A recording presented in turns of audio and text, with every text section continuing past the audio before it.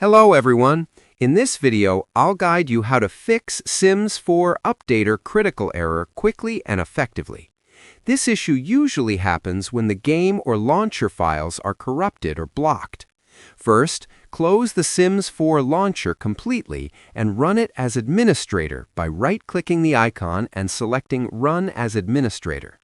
Next, check your antivirus or firewall settings and temporarily disable them because they can block the updater.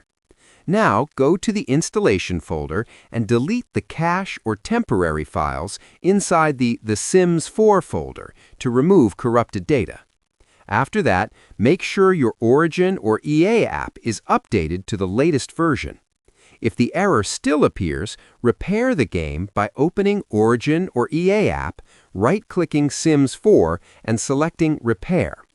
Finally, restart your computer and launch the game again, and the Sims 4 Updater critical error should be fixed, letting you update and play without any problems.